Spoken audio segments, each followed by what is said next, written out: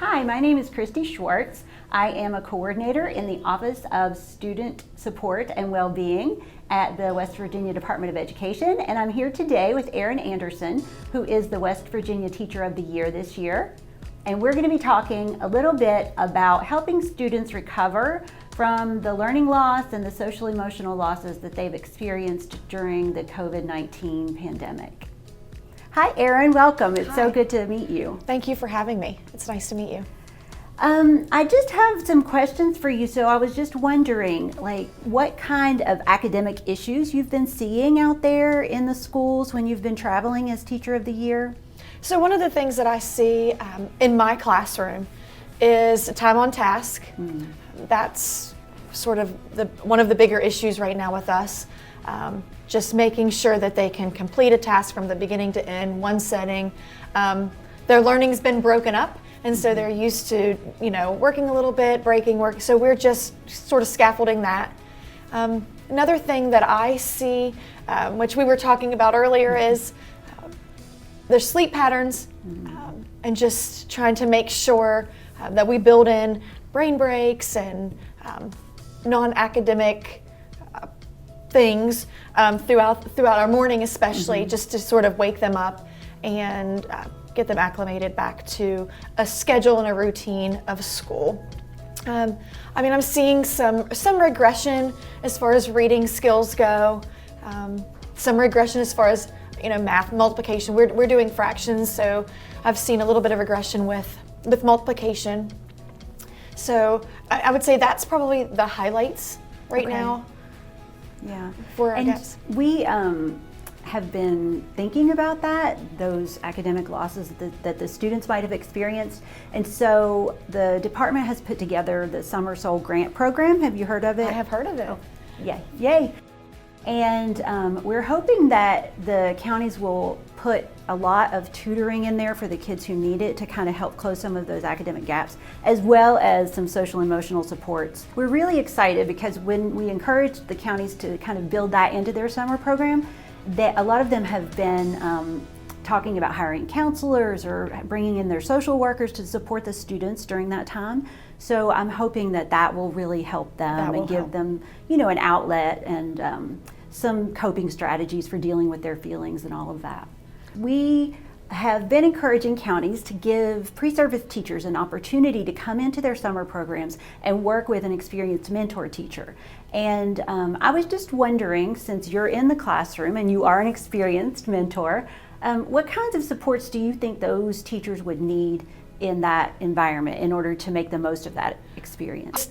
For them just to be in a school, be in classroom with other teachers and with students right away.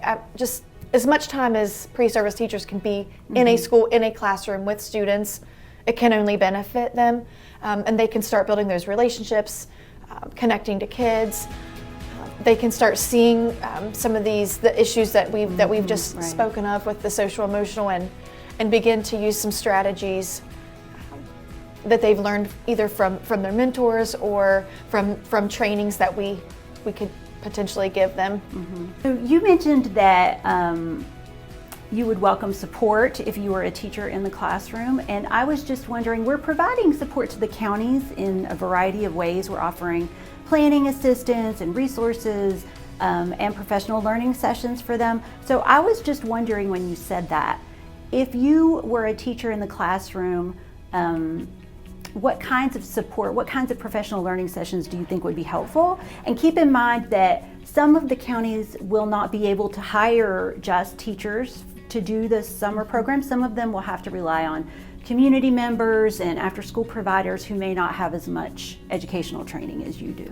I think some initial training and assessing where the students are, so that you're not just throwing things at them that they don't necessarily need, that they already have in place. Right. So some assessments, reading and writing and math, and then what to do with that information. Maybe how to group students, how to use the teachers that you have, whether it's community members, pre-service teachers coming in to help, how to group them and hit the skills that we're lacking in that showed up in the assessment somehow.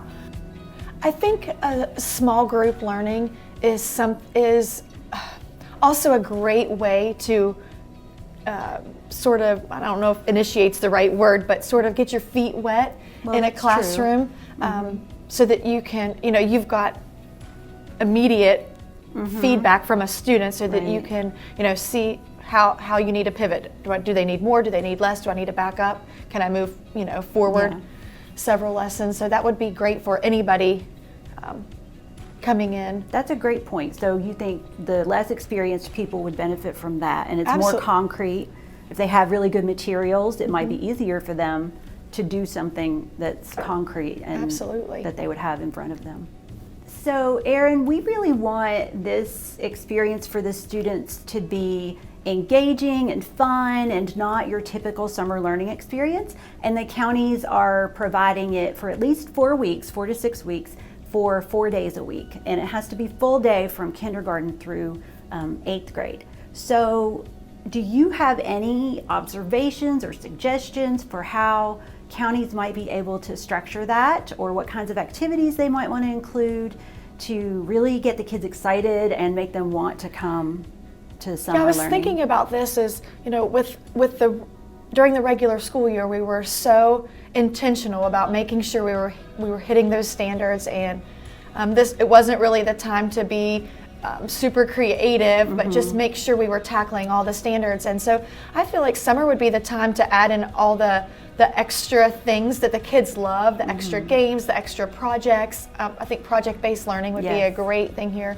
Trips. That's a good point. We are encouraging them to build in some trips. I think that's a great idea. I mean, at our school we have the library, and they have summer reading program at the library that I think the flow of it has to be different for the kids to look forward to it. And also the teachers. Yeah. I just think in the stress level of the teachers right now, if they knew that they had a little bit of flexibility and some of those, some of their extra, that would get them excited. That would get them excited. The things that make them, the things that are specific to their classroom or their grade level, or them as a teacher, to be able to do those things. I think that they would be encouraged and looking forward to it, as well as the students, and they could promote it. If we can get the teachers excited, I think the students will be excited to come too. Absolutely. All the stuff that we've kind of put over to the side, we need to put on the plan now. Yes. Well, it was nice talking to you, Erin. I really appreciate you coming in today. Thank you so much.